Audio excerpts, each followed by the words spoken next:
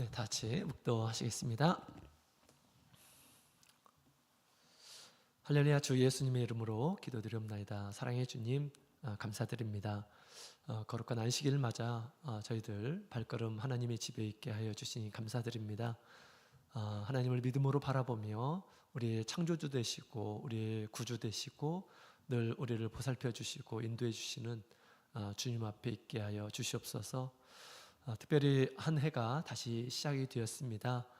또 우리 청년들, 새로운 우리 청년들이 이곳에 와 있습니다. 우리 주님께서 더욱 귀하게 여겨주시고 또 우리 같은 신앙 안에서 더욱 긴밀한 그런 연합이 될 수 있도록 주님 우리의 마음을 열어주시고 함께하여 주시옵소서. 우리 하나님의 뜻을 오늘 이 시간 또 말씀을 통해서 듣는 시간입니다. 우리의 마음을 열게 해주시고 주님의 뜻을 잘 분별해서 주님의 말씀이 우리의 삶의 표준이 될 수 있게 도와주시옵소서. 주님께서 함께 해주실 것을 믿사오며 예수 그리스도 이름으로 기도드립니다. 할렐루야. 아멘. 아멘. 할렐루야. 예수 그리스도 이름으로 우리 청년부 예배 드리도록 하겠습니다. 자, 오늘 이렇게 처음 아동부에서 우리 청년부 올라온 친구가 있네요. 환영합니다. 자, 그 다음에 또 우리 분당교회에 계셨던 우리 한 자매님이 우리 수원교회에서 예배를 함께 드리게 되었습니다. 이런 만남을 주신 우리 주님께 감사드리고요. 또 더 믿음의 도움이 될 수 있는 그러한 사귐이 되었으면 좋겠습니다. 낯선 곳에 가서 이렇게 적응하는 거 쉬운 것이 아닌가 아시죠? 네, 더 좀 친근하게 또 그리스도의 사랑으로 맞아 주셨으면 좋겠습니다. 자, 오늘 이 시간에는 오직 주의 사랑에 매여라고 하는 그런 제목으로 함께 같이 살펴볼 텐데요. 본문 말씀은 고린도후서 5장에 있는 말씀입니다. 함께 보시겠습니다. 고린도후서 5장 13절부터 15절까지 있는 말씀, 17절까지 있는 말씀 보시겠습니다. 13절부터 17절 고린도후서 5장 13절 우리 다 같이 한번 읽어보겠습니다. 시작. 우리가 만일 미쳤어도 하나님을 위한 것이요 만일 정신이 온전하여도 너희를 위한 것이니 그리스도의 사랑이 우리를 강권하시는도다. 우리가 생각건대 한 사람이 모든 사람을 대신하여 죽었은즉 모든 사람이 죽은 것이라. 저가 모든 사람을 대신하여 죽으심은 산자들로 하여금 다시는 저희 자신을 위하여 살지 않고 오직 저희를 대신하여 죽었다가 다시 사신 자를 위하여 살게 하려 함이니라. 그러므로 우리가 이제부터는 아무 사람도 육체대로 알지 아니하노라. 비록 우리가 그리스도도 육체대로 알았으나 이제부터는 이같이 아니하였노라. 그런즉 누구든지 그리스도 안에 있으면 새로운 피조물이라. 이전 것은 지나갔으니 보라 새 것이 되었도다. 아멘. 아멘. 자, 오늘 우리 바울 사도의 이 고백을 함께 듣게 됩니다. 그가 어떤 마음 태도로 우리 하나님의 나라의 일을 했는지를 잘 얘기해 주고 있어요. 우리도 이제 장차 우리가 배우는 데에서 끝나는 것이 아니라 우리 하나님의 나라의 일을 또 우리에게 주신 거룩한 사명의 짐을 지고 나가게 될 때 우리가 어떤 자세를 가지고 우리 하나님의 일을 감당할 수 있는지를 우리에게 잘 가르쳐 주고 있습니다. 오늘 학기는 우리 하나님께서 귀하게 쓰시는 우리 청년들로 자라나는 주님의 축복이 함께하기를 원합니다. 자, 우리가 세상을 사는 동안 보면 많은 이런 사람들이 나름대로 직업을 가지고 생활을 합니다. 직장 생활을 하게 되면 뭐 좋은 일이 더 많을까요? 그렇지 않을 겁니다. 직장 생활하면 학생 때가 그렇게 좋게 아마 느껴지리라 생각이 됩니다. 그때가 좋았지라는 그런 생각이 들 겁니다. 근데 나이가 들면 누구나가 다 이렇게 이제 직장 생활을 하게 될 것입니다. 그러면 정말 우리 직장 생활이 쉽지 않다라는 것을 알게 될 겁니다. 우리가 대부분이 어려움을 이렇게 호소하죠. 아침에 일어나서 일찍 일어나서 준비하고 또 쉬고 싶어도 뭐 맘대로 쉴 수 있나요? 직장 생활하면서 쉴 수 없습니다. 또 직장 상사들에게 듣고 싶지 않은 그런 말들도 때로는 이렇게 들을 수가 있습니다. 그죠? 그런데 그럼에도 불구하고 우리가 왜 계속해서 일을 할까요? 싫은데 힘든데 왜 이렇게 계속 하는 걸까요? 당연히 일한 대가를 얻기 때문에 거기서 싫든지 좋든지 계속 이제 일하는 거죠. 먹고 살아야 되니까, 그죠? 경제 활동을 해야 되니까. 우리 나엘이 아빠 이제 일하는 거 힘들어 보여? 아니면은 뭐 수월해 보여? 힘들어 보이죠. 늦게 오시기도 하고, 그죠? 왜 이렇게 늦게까지 일을 해야 될까? 돈 벌려고, 그렇죠. 그렇죠. 가정을 우리 세워주기 위해서 또 필요한 것들을 공급하기 위해서 사실 참고 견디면서 그렇게 일을 하는 거죠. 그렇습니다. 어떻게 보면 참 안쓰럽죠? 우리 부모님들 정말 안쓰럽습니다. 그만큼 또 우리도 부모님께 기쁨이 되는 이런 사람이 되었으면 좋겠습니다. 자, 일한 만큼 대가를 지불하기 때문에 나름대로 수고하고 고생도 하고 참고 견디면서 그런 일들 하는 거죠. 자, 그런데 우리 하나님의 일은 그럴까요? 우리 하나님의 일은 현실적인 그런 대가를 지불해 주지 않아요. 그렇죠? 또 많은 시간도 드리고 또 많은 돈도 드리고 마음도 드리고 우리의 정성도 이렇게 희생하는 것처럼 이렇게 보입니다. 그런데 그래서 뭐 큰 현실적인 대가가 지불되고 있는 것 같지도 않게 보일 수도 있습니다. 그런 모습을 보게 되면 믿지 않는 이런 사람들을 볼 때 왜 이렇게 어리석은 짓을 하느냐라고 그렇게 얘기할 수 있을 것입니다. 바울 사도는 정말 더 많은 그런 일들을 이렇게 했죠. 저도 옛날에 이제 목회를 하기 전에 세상에서 이제 일을 했습니다. 2년 반 정도 이렇게 일을 했는데요. 제가 그 모든 것을 딱 접고 이제 신학을 한다라고 하니까 부모님께서 왜 그런 좋은 직장을 두고 왜 그런 일들을 굳이 하려고 하느냐 이해를 못 하시더라고요. 그러면서 굉장히 만류를 하시고 굉장히 아쉬워하고 슬퍼하시고 제가 대만 가는 동안 많이 울으셨다고 어머님이 그런 얘기를 하시더라고요. 제가 직장 생활을 이렇게 했었습니다. 직장 제일 말단에 이렇게 들어가가지고 이제 평사원으로 이렇게 일을 했는데 몇 달 후에 제가 대리가 되었어요. 대리. 그리고 1년 정도 되니까 과장을 이렇게 하게 하시더라고요. 과장 일을 그리고 이제 끝나기 직전에는 실장이라는 그런 자리도 주더라고요. 사장님이 실장이라고 하는 자리로 저를 붙들고 싶어가지고 그랬던 것 같습니다. 물론 이제 IMF 때이기 때문에 급여가 그렇게 많지 않았어요. 근데 비교해 보면 다른 사람들보다 훨씬 더 많이 이제 급여를 사장님이 챙겨주시고, 그다음에 이제 그만둔다고 하니까 더 막 챙겨주시고 하는 것들을 이렇게 보게 되었습니다. 부모님은 왜 이렇게 잘 나가는 그런 직장을 그냥 그만두고 왜 그런 일들을 굳이 하려고 하느냐라고 그렇게 저를 이해하지 못하고 이렇게 만류를 하시더라고요. 그러나 나의 인생은 또 나의 인생이잖아요, 그죠? 그래서 또 그것이 저는 굉장히 중요하게 생각이 되었습니다. 제가 부모님을 전도하고 싶었는데 직장 생활하면서 전도하기가 정말 어려워요. 그래서 제가 빨리 신학을 다녀온 다음에 부모님을 전도해야 되겠다 이런 생각을 가졌던 거죠. 그래서 나중에 이렇게 이제 목회를 하게 되었는데요. 세상 사람들은 그것을 이해를 못합니다. 그죠? 우리 바울 사도가 어떻게 신앙생활을 했습니까?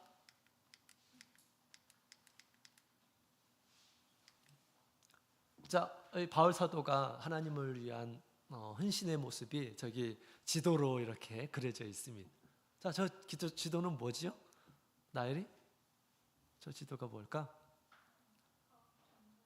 네, 바울의 전도여행 1차, 2차, 3차, 그다음에 로마로 가는 그런 여정에 대해서 얘기하고 있습니다. 로마에 가서 뭐 하려고 그랬을까? 뭐 로마에 뭐가 있는지 구경하러 간 걸까?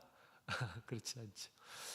복음을 전하기 위해서 또 로마를 향해서 가는 그런 모습을 보게 됩니다. 자, 한번 내용을 한번 같이 보도록 하겠습니다. 자, 고린도전서 5장 13절에 있는 말씀을 함께 보도록 하겠습니다. 같이 읽겠습니다. 시작. 우리가 만일 미쳤어도 하나님을 위한 것이요 만일 정신이 온전하여도 너희를 위한 것이니. 아멘. 많은 사람들 보기에 바울 사도가 하나님의 사명을 가지고 일했던 그를 보기에 미친 것으로 이렇게 보였던 이런 사람들이 그렇게 보는 이런 사람들이 있었던 것 같습니다. 바울 사도가 이제 사실은 예수님을 믿지 않았던 이런 사람이고 예수님을 믿는 이런 사람들을 도저히 이해를 못해서 또 핍박하기까지 했던 이런 사람이었죠. 그러나 그가 다메섹 도상에서 예수님을 만나게 됩니다. 예수님이 그의 구주임을 이렇게 알게 돼요. 또한 그가 사마리아 아라비아 지역에서 3년 정도 우리 주님과 함께 교제하는 그런 시간을 갖게 돼요. 그래서 그분이 누구인지를 이제 분명히 알게 되죠.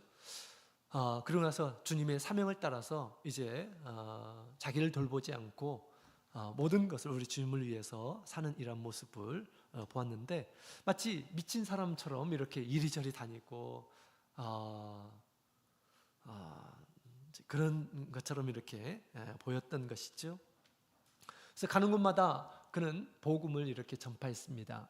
예수님을 전하기 시작했다라는 거죠. 우리 하나님께서 보내신 자가 바로 예수 그리스도입니다. 예수님이 죽음 가운데서 부활하셨습니다. 예수님을 믿음으로 말미암아서 우리 구원, 죄사함을 얻을 수 있고 구원을 얻을 수 있습니다. 예수님께서는 다시 두 번째 오셔서 우리 사람들을 심판하실 것입니다. 예수님을 믿고 영생에 들어가자라고 이렇게 복음 전파를 했고요. 그 다음에 또 두 번째로는 이 교회에 믿는 이런 사람들을 돌보는 그런 일들, 크게 바울 사도가 한 것은 바로 복음 전파와 목양의 일을 이렇게 했던 것이죠. 그러면서 정말 많은 그런 고난을 이렇게 받았는데 고린도 후서 11장 우리 23절부터 27절에 있는 말씀을 보게 되면 바울 사도가 이런 일들을 할 때 어떤 것들을 경험했는지를 얘기해 주고 있습니다. 수월하고 편하고 그런 것이 아니었어요. 고린도 후서 11장 23절 짠 한번 같이 읽어보도록 하겠습니다. 23절부터 26절까지 쭉 한번 읽어보겠습니다. 시작. 저희가 그리스도의 일꾼이냐 정신없는 말을 하거니와 나도 더욱 그러하도다. 내가 수고를 넘치도록 하고 옥에 갇히기도 하고 더 많이 하고 매도 수없이 맞고 여러 번 죽을 뻔하였으니 유대인들에게 40에 한 대 감한 매를 5번 맞았으며 3번 태장으로 맞고 1번 돌로 맞고 3번 파산하였는데 일주야를 기품에서 지냈으며 여러 번 여행에 강의 위험과 강도의 위험과 동족의 위험과 이방인의 위험과 시내의 위험과 광야의 위험과 바다의 위험과 거짓 형제 중에 위험을 당하고 또 수고하며 애쓰고 여러 번 자지 못하고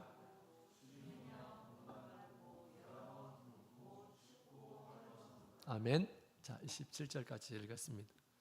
바울 사도가 이 복음의 일, 하나님께서 부탁하신 이 일을 할 때 결코 쉽지 않았다라는 것을 이야기하고 있습니다. 지금 왜 이런 얘기를 하는 것일까요? 바울 사도를 사도로 인정하지 않는 이런 사람들이 있어요. 이런 수고, 무익한 그런 자랑이지만 이런 이야기를 이렇게 하고 있는 거죠. 주님을 위해서 자기 모든 것을 바쳤음을 얘기하고 있는 것입니다. 돌에 맞아서 거의 죽을 뻔했던 이런 적들도 있었습니다. 그죠? 세상 사람들 보기에 정말 미련한 것처럼 이렇게 보이는 것입니다. 왜 굳이 저런 일을 할까라고 이렇게 생각할 것입니다. 이런 어려움도 있었지만 또 더 어려운 것은 거짓 형제들이었어요. 자신을 영접하지 않는 그리고 여러 가지로 무시하고 그 다음에 말을 따르지 않고 하는 이런 사람들이 있었다라고 그렇게 이야기를 하고 있습니다. 우리가 예수님을 믿는 것, 우리가 지금 예수님을 믿고 있고 믿음 생활을 하고 있습니다. 많은 이런 사람들이 이해를 하지 못하는 이런 사람들도 많이 있습니다. 그죠? 지금 열심히 공부해야 할 때 왜 그렇게 안식일 날 시간을 비워가면서 이렇게 하냐? 너의 미래를 위해서 그렇게 살아야지. 또 너의 자유를 충분히 만끽하면서 그렇게 살아야지. 왜 굳이 거기에 교회에 얽매여서 사냐라고 이렇게 얘기하는 사람들도 있을 것입니다. 하나님이 일을 할 때는 더 이런 여러 가지 어려움들이 있고요. 또 자기 희생이 동반이 됩니다. 그렇다면 이 바울 사도는 왜 굳이 이런 일들을 사서 하는 것일까요? 그는 이제 예루살렘에 올라가게 되면 붙잡히고 결박당하고 많은 환난을 받을 것이다 라고 이렇게 얘기함에도 불구하고 자기가 목숨을 걸고 예루살렘에 오르는 그런 장면도 나옵니다. 왜 그런 일들을 했던 것일까요? 무엇이 바울 사도가 그 일들을 하도록 붙잡아 주었을까요? 자, 우리 다음에 페이지를 보게 되면 그 성업의 동력이 무엇인지를 잘 얘기해 주고 있습니다. 고린도전서 5장 14절에 있는 말씀을 함께 읽어볼까요? 같이 읽어보도록 하겠습니다. 시작. 그리스도의 사랑이 우리를 강권하시는도다. 우리가 생각건대 한 사람이 모든 사람을 대신하여 죽었은즉 모든 사람이 죽은 것이라. 아멘. 바울 사도가 이 일을 할 수 있었던 이유가 무엇인지를 잘 얘기해 주고 있습니다. 주님의 사랑이 나를 강권하였다라고 그렇게 얘기하죠. 강권이라는 말은 붙잡다라는 그런 뜻이에요. 나를 붙잡아 두었다. 이 성업에, 이 귀한 일에 그리스도의 사랑이 자신을 붙잡아 간 것을 얘기해 주고 있습니다. 그리스도의 사랑이 얼마나 크길래 바울 사도는 자신의 모든 것을 다 드리고도 아깝지 않는 그런 마음을 가졌던 것이죠. 저는 옛날에 이제 부모님의 사랑을 크게 받았던 이라는 사람이었습니다. 부모님만 생각하면 내가 나를 위해서 모든 것을 희생하고 아낌없이 베풀어 주시는 이 부모님만 생각하게 되면 부모님 원하는 것이라면 뭐든지 하고 싶다라는 그런 생각이 들었어요. 제가 고등학교 때 정말 나쁜 친구들이 좀 있었는데 그 나쁜 친구들과 어울리면서 나 자신을 좀 지켰어요. 왜냐하면 내가 이 일을 부모님이 만약 아신다면 내가 이렇게 하는 것을 기뻐하실까? 속상해 하실 것이다 라는 그런 생각이 들었어요. 그래서 제가 이런 나쁜 친구들을 좀 멀리하기도 하고 그랬던 것 같습니다. 부모님의 사랑을 우리가 생각한다면 그 기대를 꺾을 수가 없는 것이죠. 또 부모님의 마음을 헤아리고 부모님을 기쁘시게 하는 그런 마음을 갖게 될 것입니다. 이처럼 우리 바울 사도가 이렇게 자기의 온몸을 이렇게 던지면서 하나님의 일을 한 것은 그리스도의 사랑이 그를 붙들었다라고 그렇게 이야기를 하고 있는 것이죠. 그 죽음의 어떤 자리 가운데서도 우리 그 일들을 그만둘 수가 없었다는 것입니다. 왜? 주님께서 나를 향한 그런 사랑이 너무나 크기 때문에. 사실 이 바울 사도는 주님의 사랑을 받을 만한 그런 자격이 있는 이런 사람이 아니었죠. 예수님을 믿는 이란 사람들을 핍박하고 예수님을 부정하고 불신하고 멸하려고 했던 이란 사람이었습니다. 누구보다 우리 그리스도를 대적하는 이란 사람이었죠. 그죠? 그래서 그와 같은 이란 사람들을 우리 예수님께서 그를 부르셨어요. 사오라 사오라 왜 나를 핍박하느냐라고 하면서 그를 부르셨습니다. 당신이 누구십니까? 주여 당신이 누구입니까? 예수님께서 말씀하셨어요. 네가 핍박하는 나사렛 예수다 라고 그렇게 얘기했죠. 근데 그것이 끝이었습니다. 그것이 끝이었어요. 그 과거에 우리 예수님께서 그가 했던 것들을 막 물으시고 책망하시고 징벌하시고 그러지 않았어요. 사랑으로 다 우리 주님께서는 그를 감싸주시고 하셨습니다. 나중에 이 바울 사도가 알았어요. 그가 깨달았어요. 사실은 못해서부터 하나님께서 자기를 택하였음을 알게 되었습니다. 그리고 시간이 될 때까지 주님께서 오래 참아 주셨던 것이죠. 그런데 더 큰 깨달음을 이렇게 가졌습니다. 에베소서 1장에 있는 말씀을 보게 되면 하나님께서 자기를 부르시는 것은 창세 전에, 세상이 있기도 전에 하나님께서 자기를 부르셨다. 예수 그리스도 안에서 자기를 예정하시고 택하셨다 라는 것을 알게 되었습니다. 자기가 뭐간데 하나님께서 그렇게 나를 사랑하시는가라는 것을 그가 깨닫고 나서는 우리 주님께서 원하시는 그런 모든 그런 일들에 자기의 삶을 이렇게 드리기 시작하였다라는 것입니다. 그런 사랑, 바울 사도가 깨달은 그런 사랑을 모든 우리 형제 자매님들이 깨닫기를 원하고 있습니다. 에베소서 3장 18절에 있는 말씀을 보게 되면 주님의 사랑을 크게 깨닫기를 우리에게 간절히 구하고 있습니다. 에베소서 3장 18절부터 있는 말씀을 함께 볼까요? 18절, 19절 같이 읽어보겠습니다. 시작. 능히 모든 성도와 함께 지식에 넘치는 그리스도의 사랑을 알아 그 넓이와 깊이와 높이와 깊이가 어떠함을 깨달아 하나님의 모든 충만한 것으로 너희에게 충만하게 하시기를 구하노라. 아멘. 그리스도가 우리를 향한 그 사랑이 얼마나 높고 깊고 길고 또 높은지를 알아서 주님의 충만한 사랑이 우리 가운데 가득하기를 원하고 있습니다. 그 사랑을 안다고 한다면 내가 어렵고 힘들고 그 핍박의 그런 상황 가운데서도 우리가 평안함을 얻을 수가 있습니다.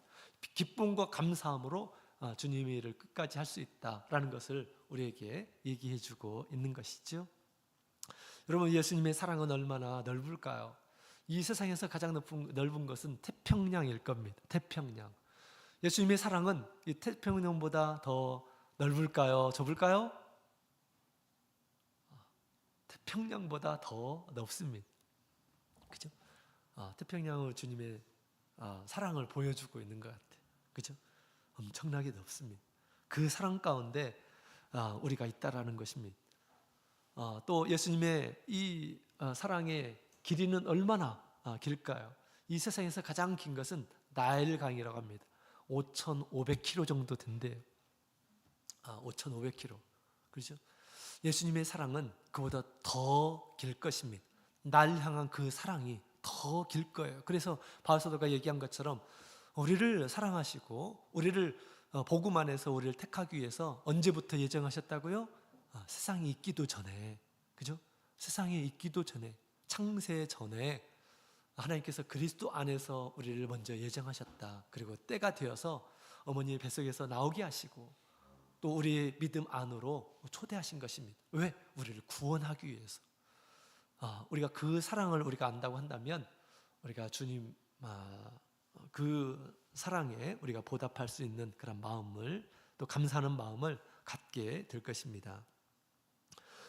또 우리 주님의 사랑의 높이는 헤아릴 수 없음을 알 수가 있습니다. 하늘이 높죠? 엄청나게 높습니다. 이 세상 과학자도 측량할 수 없는 그런 높이가 있어요. 우리를 향한 사랑이 얼마나 높은지 우리는 점점점 알아가야 하겠습니다. 또 예수님의 깊이는 얼마나 깊을까? 태평양 마리아나 해구는 11,000km라고 합니다. 주님의 사랑의 깊이는 그보다 더 깊을 것입니다.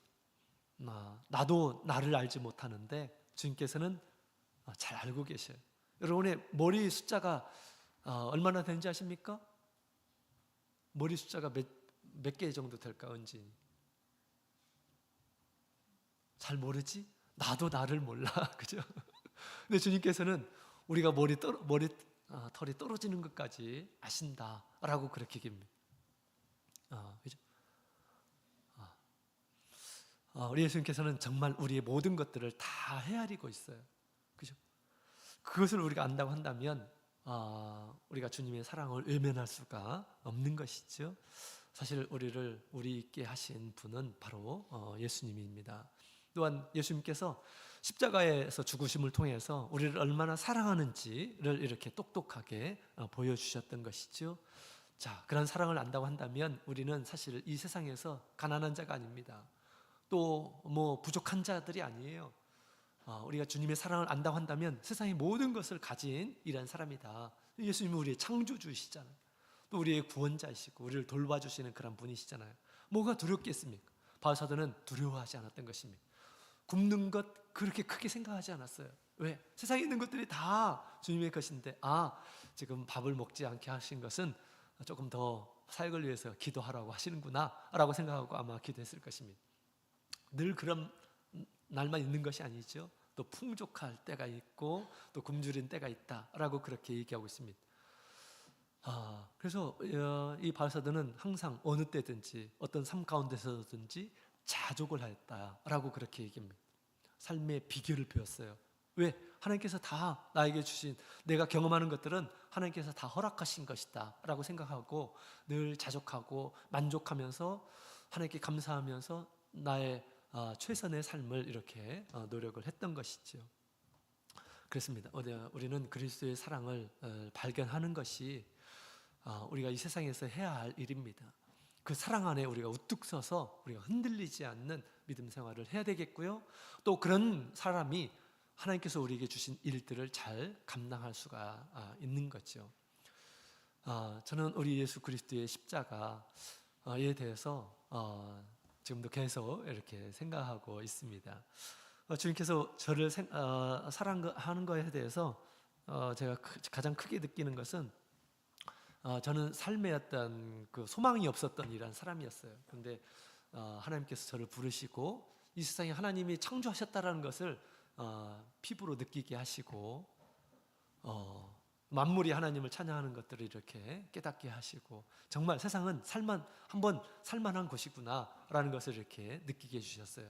제 마음속에 삶의 허무함을 이제 사라지게 하시고 삶의 어떤 기대, 희망 이런 것들을 이렇게 불어넣어 주셨습니다. 그때 제가 가장 먼저 생각난 것은, 제가 이 신앙에 들어오고 나서 가장 생각난 것은 나를 사랑하시는 부모님이었어요. 나를 사랑하시는 부모님. 어떻게 해서든지 우리 부모님이 신앙 안에 들어왔으면 좋겠다. 그것이 제일 유일한 소망이었어요. 이 세상에서 가장 나를 사랑해 주시고 아껴주시는 분을 이 믿음 안에 들어와서 영원한 그 나라에 가서 함께 사는 것, 저는 그것이 너무 귀한 것이라고 이렇게 느껴졌습니다. 끊임없이 우리 부모님을 위해서 기도하고 했습니다. 근데 나중에 어떻게 됐을까요? 나중에 하나님께서 그 소원을 이루어 주셨어요.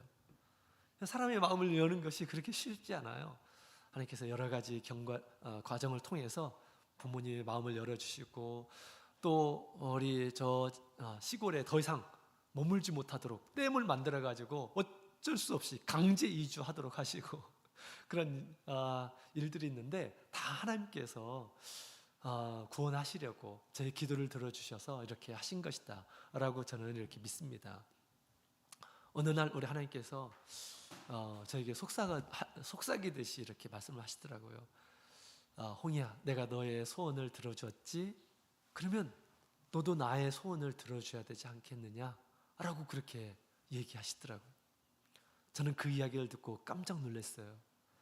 우리 하나님께 우리가 많은 것들을 구하죠. 하나님 이렇게 해주십시오, 저렇게 해주십시오 구합니다. 그런데 우리가 하나님의 큰 사랑을 아는 이란 사람이라고 한다면 하나님께서는 벌레 같은 사실은 우리 하나님 앞에 우리가 얼마나 대단합니까? 그죠? 그런 나를 택하여 주시고 사랑해 주시고 지금도 보살펴 주시고 그 하나님의 소망이 있다라고 하는 것입니다. 그 소원이 있다라고 하는 것이에요. 그 이야기를 듣고 하나님의 소원이 무엇일까? 하나님께서는 나의 소원을 들어주셨는데 그 소원은 무엇일까라는 것을 정말 깊이 고민하기 시작했습니다. 그러고 나서 그 소원을 알고 더 저의 어떤 사역 가운데에서 더 힘을 내었던 것이었던 것 같습니다. 그런 계기가 되었던 것 같습니다. 주님께서는 한 사람 한 사람을 정말 큰 사랑을 이렇게 나타내 주셨습니다. 가장 큰 사랑은 무엇일까요? 십자가에서 대신해서 나의 죄를 위해서 죽으시고 나를 살려주신 것입니다. 그 사랑을 깨닫게 되었을 때 우리가 어떻게 살 수 있을까요? 우리 하나님을 위해서 기꺼이 살 수가 있는 것입니다. 자, 밑에 에베소서 1장 우리 19절을 같이 읽었죠? 자, 우리 주님의 사랑을 점점점 더욱 깨달아가는 청년의 시기가 되었으면 좋겠습니다. 자, 그 다음에 우리 세 번째로 바울 사도의 삶의 자세를 보도록 하겠습니다. 자, 바울 사도의 삶의 자세, 구원받은 이란 사람으로서 어떻게 살아야 될지 그는 스스로 이렇게 생각했고, 또 우리 모든 성도들이 이렇게 살아야 함을 얘기해 주고 있죠. 고린도전서 5장 17절 같이 읽겠습니다. 시작. 그런즉 누구든지 그리스도 안에 있으면 새로운 피조물이라. 이전 것은 지나갔으니 보라 새 것이 되었도다. 아멘. 자, 우리 예수님을 믿고 또 거듭난 이란 사람들은 새로운 피조물이다, 옛사람들이 아니다 라고 그렇게 이야기를 하고 있죠. 그리스도로 옷 입은 이란 사람들입니다. 예수님께서는 누구를 위해서 죽으셨죠? 우리를 위해서 죽으셨죠. 그렇기 때문에 우리는 누구를 위해서 살아야 될까요? 예수님을 위해서 사는 것이 공평한 것입니다. 예수님께서 우리를 위해서 죽으셨다면 우리도 예수님을 위해서 죽어야 되지 않을까요? 예전에는 우리가 우리의 마음대로 살았어요. 우리의 마음대로 살았기 때문에 죄가 있고 허물이 있고 허무함이 있고 고통이 있고 그런 것입니다. 이제는 우리 주님께서 우리를 거룩하게 하셨고 거룩한 길로 인도하셔요. 복된 길로 인도하십니다. 의로운 길로, 선한 길로, 나의 미래에 소망이 있는 그런 길로 우리를 인도하실 것입니다. 우리가 듣는 모든 말씀들이 그런 말씀이에요. 주님의 말씀을 듣고 주님의 말씀을 따르게 되면 주님께서 우리를 복되게 하신다라는 것입니다. 그래서 우리가 그것이 곧 무엇입니까? 주님을 위한 것이에요. 주님께서 우리에게 말씀을 주셨고 또 주님께서 나를 그렇게 살라고 믿음으로 인도하시는 것입니다. 그것은 곧 나를 위한 것이기도 해요. 또 주님을 위한 것이기도 하죠. 그래서 옛날 나는 이제 죽었고 나의 욕심대로 사는 것은 옛날로 마감을 하고 이제 주님께서 나에게 성령을 주시고 또 말씀을 주시고 하셨는데 그 말씀을 따라서 가는 그런 삶이 이제 앞으로 우리의 삶임을 깨닫고 그런 삶을 추구했던 것입니다. 우리도 이제는 옛날과 같이 우리가 그렇게 생각해서는 안 되겠습니다. 나의 마음대로 내가 하고 싶은 대로 이렇게 우리가 살아서는 안 되겠죠. 그것은 무엇입니까? 우리 모든 죄인들의 모습이에요. 나의 마음대로 거짓말하기도 하고 나의 마음대로 세상을 탐욕하고 그것을 위해서 다 쏟은들 세상이 어떻게 됩니까? 세상이 없어지는 그날 나도 없어지게 될 것입니다. 없어지는 것을 끝날까요? 그렇지 않아요. 하나님 앞에 바르지 않은 모든 것들을 하나님께서 심판하신다라고 그렇게 얘기하죠. 심판의 끝에 이 영원한 불이 기다려지고 있는 것입니다. 사실 그곳에서 우리를 건져내 주신 것이에요. 바른 삶을 살도록 생명의 길을 걸어가도록 주님을 믿고 따르도록 우리가 바라봐야 될 것은 우리를 만드신 분, 우리를 구원하신 분이심을 우리에게 보여주고 있는 것입니다. 결코 세상 사람들이 좋아하는 어떤 목적, 우리 명예, 돈, 성공, 오락, 세상 사람들은 거기에 끌려서 삽니다. 거기에 끌려서 살아요. 그러나 우리 믿는 이란 사람들은 거기에 끌려서는 안 되겠죠. 그리스도의 사랑에 끌려야 됩니다. 내가 뭐간데 세상을 창조하신 분께서 나를 선택해 주시고 나를 위해서 죽으시고 나를 깨끗하게 하시고 나를 위해서 영원한 처소를 만드시고 지금도 나를 위해서 믿음으로 살라고 말씀해 주시고 성령의 충만함을 주시고 그렇게 우리를 돌보고 계십니다. 그래서 우리도 거기에 부응해서 하나님의 자녀임을 알고 하나님의 자녀에 마땅한 그런 삶을 회복하면서 우리가 살아야 하겠습니다. 골로새서 우리 3장 3절에 있는 말씀 같이 보도록 하겠습니다. 같이 읽겠습니다. 시작. 이는 너희가 죽었고 너희 생명이 그리스도와 함께 하나님 안에 감추었습니다. 아멘. 너희 생명이 그리스도와 함께 감춰져 있다라고 그렇게 얘기하고 있습니다. 우리는 눈에 보이지 않아요. 그러나 예수 그리스도의 생명이 우리 가운데 있습니다. 우리의 생명이 예수 그리스도 가운데 있어요. 연합되어 있죠. 우리가 성찬을 하면 주님의 생명이 우리 가운데 들어오는 것입니다. 우리의 생명이 예수 그리스도 가운데 있는 것이에요. 그 생명이 우리를 살리는 것이고 그 생명이 더욱 굳센 힘을 가지고 주님께서 부탁하신 그 일들을 감당을 하게 되는 것이죠. 그래서 바울 사도는 이와 같이 주님과 함께 그는 모든 삶을 이렇게 살았습니다. 누구보다도 훌륭하게, 누구보다 보람스러운 일들을 하면서 그렇게 살았던 것이죠. 우리도 주님의 사랑을 우리가 늘 기억하며 주님의 사랑을 외면하지 않고 우리가 있어야 할 곳에 또 우리가 해야 할 일들을 우리가 하는 이러한 사람이 되어야겠습니다. 날마다 그리스도와 함께하는 우리 청년부가 되기를 예수님의 이름으로 축원드립니다. 다 같이 묵도드리겠습니다.